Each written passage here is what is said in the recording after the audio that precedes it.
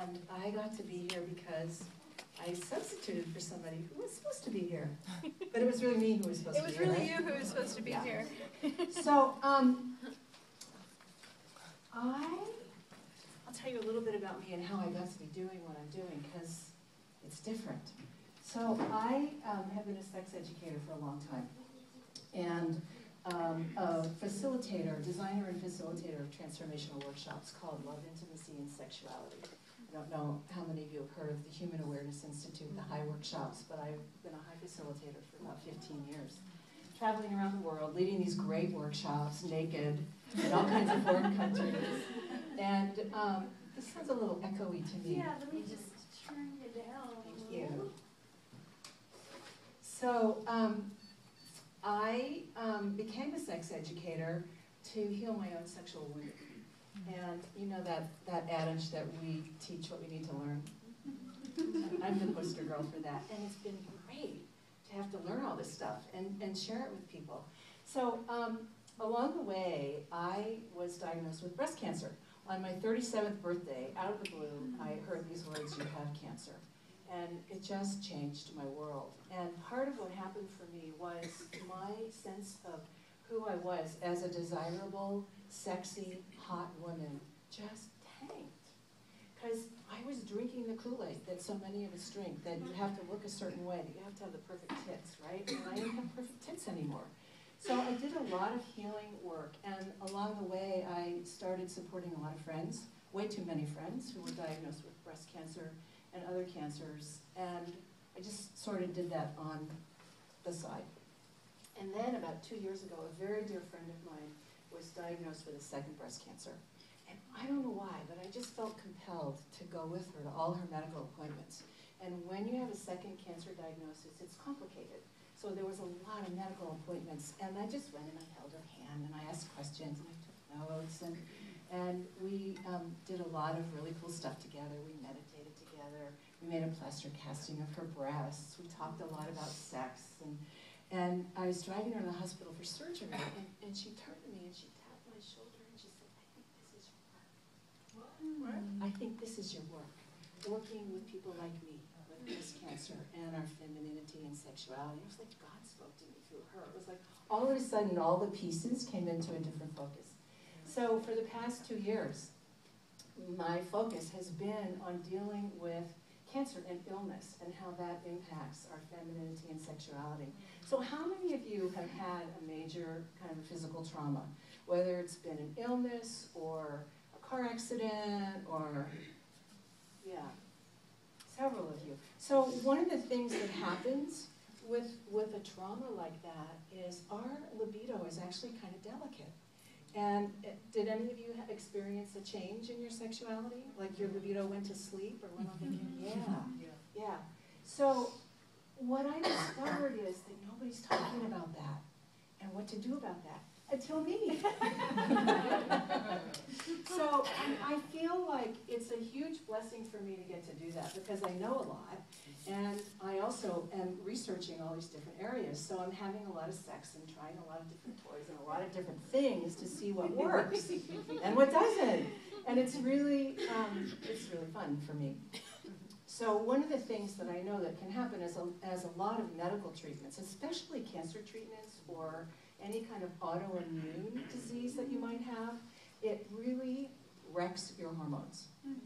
And so one of the things that happens is a lot of those treatments are designed to suppress hormonal function because a lot of these conditions are exacerbated by hormonal flow.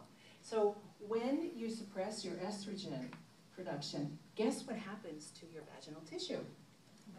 It dries up, right. So this is my vulva puppet. Oh, so yay! she teaches with me. But what happens is all this tissue just kind of goes. So it dries up, it becomes what's called friable, which it loses its elasticity, it loses its moisture, it tears really easily. So have you ever had the experience, those of you that have had this trauma, of something inserted, whether it's a toy or a gas, that it burns? Yeah, that's from the tissue atrophying and being friable. And so what happens with a lot of women is when they think that sex is going to hurt, can you relax and open? No. So it's like this downward spiral, right? It just gets worse and worse and worse. So I came across something that I want to share with you. And even if you haven't had trauma, I invite you to try this because it feels good and it's fun.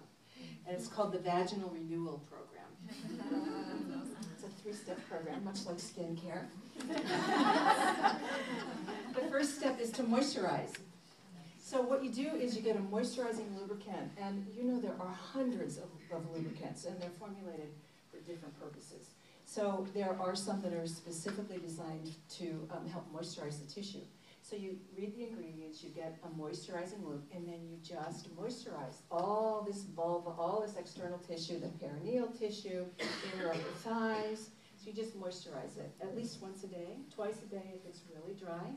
And then you do an external massage that's kind of like a press and release, like this, just all around all this external tissue. And what you're doing when you're doing that is you're manually encouraging the blood and lymph to flow, because that's part of why the tissue is not very friable, because the fluids aren't flowing.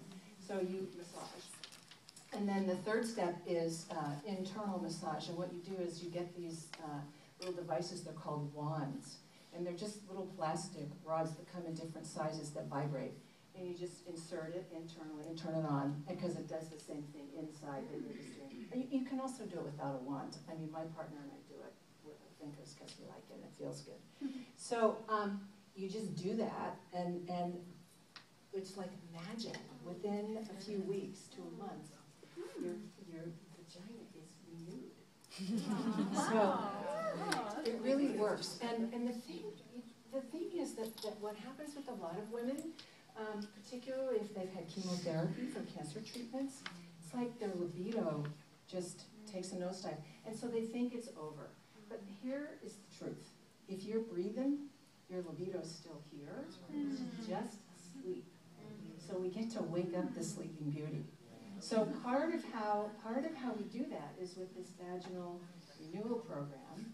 The other thing that really comes into play is understanding the energy of what happens when our body is physically compromised in some way. So let's just think about some of the things that happen. So first of all, things don't work physically in quite the same way as they did before. And then when that happens, we have feelings about that, right? We can feel pissed off, we can feel scared, we can have grief, we can have rage, we can be confused, all that sort of stuff. And those feelings impact what happens to us genitally. And then if on top of that, if we are surgically altered in some way, we can feel less beautiful, right? And so our mind comes in and we tell ourselves these stories about, well, I only have half of one of my breasts now, so I must not be beautiful, right? But I am, aren't I? I think but it's because I've done the work to know that, and to know that I say what beautiful is for me. That's right. It's not.